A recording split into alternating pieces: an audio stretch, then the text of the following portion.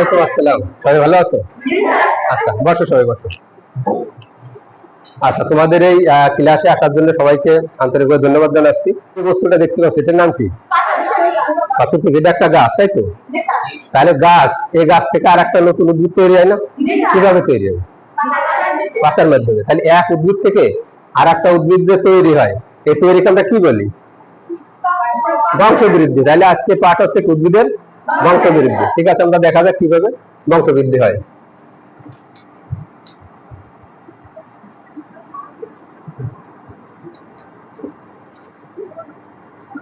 উদ্ভিদের বংশ বিস্তার, তাই তো? বিস্তার বা বৃদ্ধি আর কি, তাই তো? বৃদ্ধি। তাহলে আমাদের আজকে পাঠ হচ্ছে উদ্ভিদের বংশ বিস্তার বা বংশবৃদ্ধি। এবার দেখা যাক যে উদ্ভিদ কিভাবে বংশ বিস্তার বা বংশবৃদ্ধি করে। আচ্ছা, এই যে আমার একটা যে বস্তু দেখছি, এটার নাম কি? আলু। এখন এই দেখি, এটা কি মূল না কাণ্ড? নাকি উদ্ভিদের ফল? এটা কি ফল? এটা আসলে কিন্তু ফল না। তার কারণ কি? এটা ফল না, সেটা আমি তোমাদের দেখাবো। আচ্ছা, এই যে বস্তুটা, এটার নাম কি? বাঁশের কুলসি, তাই তো?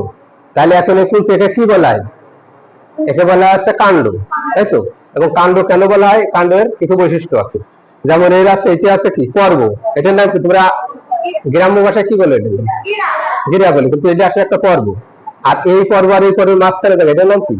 পর্ব মধ্য। তাহলে উদ্ভিদের বৈশিষ্ট্য তো কি আছে? উদ্ভিদের পর্ব আছে, পর্ব মধ্য আছে, শল্কপত্র আছে, ঠিক আছে? এইগুলো বৈশিষ্ট্য, আরো বৈশিষ্ট্য আছে। এই জন্য আমরা একে কি বলতেছি? উদ্ভিদের কাণ্ড। কিন্তু আমরা, তোমরা এই দিকে কাণ্ড বলতে প্রস্তুত নাকি? কাণ্ড না, কিন্তু এটা যে কাণ্ড কিভাবে সেটা আমি তোমাদের দেখানোর চেষ্টা করবো। আচ্ছা, এই যে অংশটা, এটার নাম কি? পেঁয়াজ, তাই তো? এটা কি উদ্ভিদের মূল না কাণ্ড না ফল?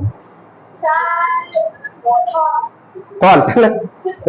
আচ্ছা, এটা আসলে ফলের যে সংজ্ঞা বা বৈশিষ্ট্যের ভিতরে এটা পড়ে না, ঠিক আছে? দেখো, এগুলো সবই তোমাদের যে কৌশল, এগুলো সবকিছু ঠিক করা হবে। যাই হোক, আমি তোমাদের এই একটু দেখাই যে কাণ্ড সম্পর্কে তোমাদের যে ধারণা আছে, তার সাথে আমাদের এটা কি মিল আছে, ঠিক আছে? কাণ্ড, উদ্ভিদের কাণ্ড কি লেখা আছে? তোমরা একজন একটু দাঁড়ায় পড়ো, এটা পড়া যায় কিনা? একজন পড়ো, হ্যাঁ পড়ো। কাণ্ড উদ্ভিদের যে অংশ পাতা, ফুল ও ফল ধারণ করে। কাণ্ড উদ্ভিদকে একটি নির্দিষ্ট কাঠামো দান করে।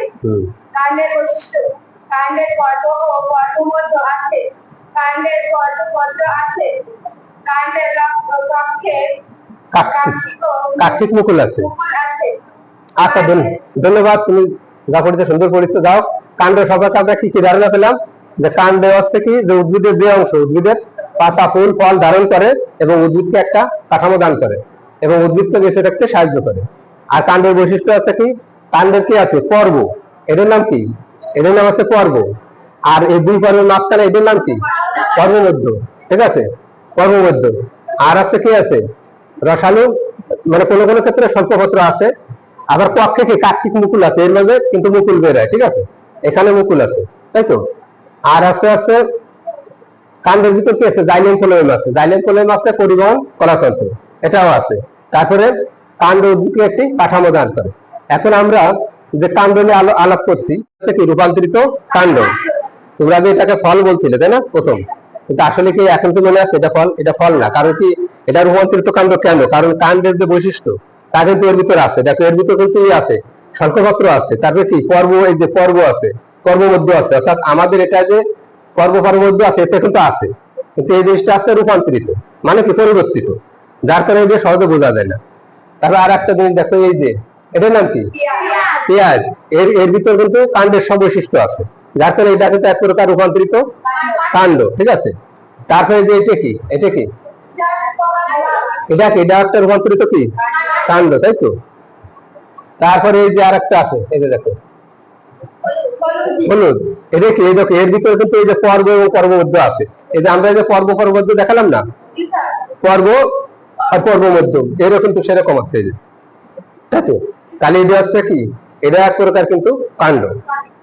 আচ্ছা, রূপান্তরিত কাণ্ড কি করে? অর্থাৎ রূপান্তরিত কাণ্ড প্রতিকূল পরিবেশে টিকে থাকে, তারপরে কি করে? খাদ্য সঞ্চয় করে। তারপরে আছে কি করে? বংশ বিস্তারে সহায়তা করে। তাহলে আমরা যে রূপান্তরিত কাণ্ড নিয়ে এতক্ষণ কথা বললাম, তোমাদের যে বাস্তব উপকরণ দেখালাম, তাই তো? এখন এই উপকরণের সাহায্যে তোমরা তোমাদের কতগুলো দলে ভাগ করা হয়েছে। দল একের নাম কি? গোলাপ, তাই তো। আর 2 নাম্বার, 3 নাম্বার, 4 নাম্বার, 2, তারপরে 5 নাম্বার জবা। দাও, তোমাদের যতগুলো দল আছে সবাইকে আমি তোমাদের উপকরণ দেবো, তাই তো। সেই উপকরণ নিয়ে তোমরা আর কি এই দলীয় ভাবে এই যে বৈশিষ্ট্যগুলো আছে সেগুলো তোমরা লিখবা। লেখার পরে তোমরা দলীয় ভাবে এখানে উপস্থাপন করবে, ঠিক আছে। আর তোমাদের আমি উপকরণগুলো দিয়ে দিচ্ছি এখন আর কি।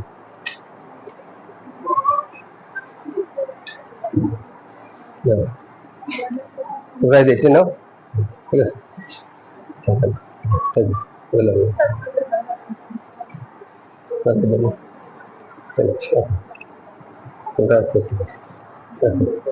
ছেলেদের তোমাদের সঙ্গে মিলে একটা দল, ঠিক আছে। দলের জন্য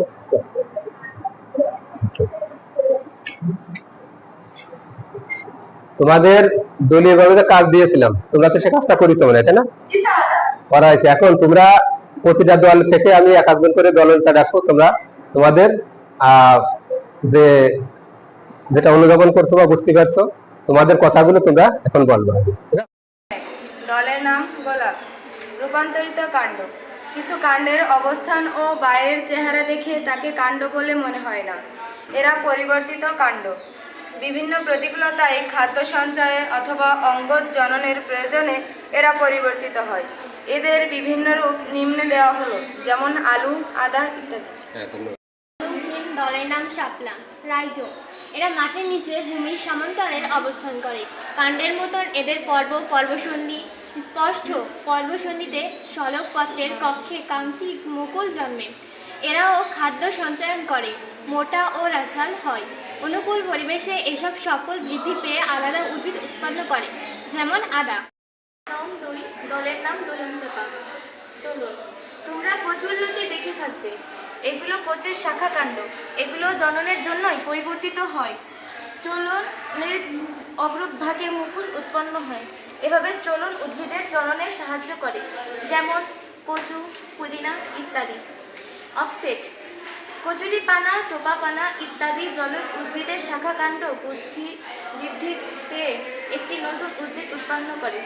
কিছুদিন পর মাতৃ উদ্ভিদ থেকে এটি বিচ্ছিন্ন হয়ে স্বাধীন উদ্ভিদে পরিণত করে, যেমন কচুরি পাতা। ধন্যবাদ। এগুলো কি? এগুলো তো কাণ্ড, কিন্তু এটা কাণ্ড বলতে এটা তো মেশে না, তাহলে কাণ্ড কেন বলবে? এটা একটা রূপান্তরিত কাণ্ড, তাই তো। রূপান্তরিত কাণ্ড হলে স্বাভাবিক অবস্থা থেকে যখন পরিবর্তিত হয় সেটা আছে কি? রূপান্তরিত কাণ্ড। তাহলে এখন রূপান্তরিত কাণ্ডের যে বৈশিষ্ট্য, এই বৈশিষ্ট্য আলে একটু পড়ো। রূপান্তরিত কাণ্ডের কি কি বৈশিষ্ট্য আছে?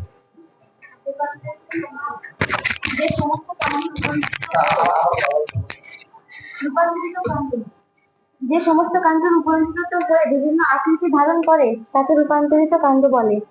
রূপান্তরিত কাণ্ড প্রতিকূল পরিবেশ টিকে থাকা, খাদ্য মজুত করা ও বংশ বিস্তারে সহায়তা করে।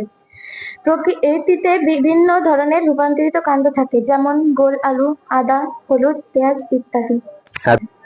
কাজ কৃষিক্ষেত্রে রূপান্তরিত কাণ্ডের গুরুত্ব লিখে আনতে হবে।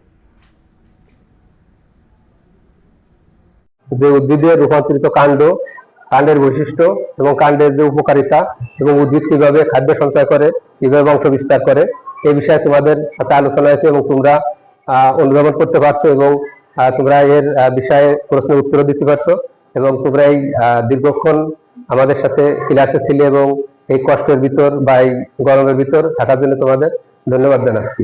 আসসালামু আলাইকুম।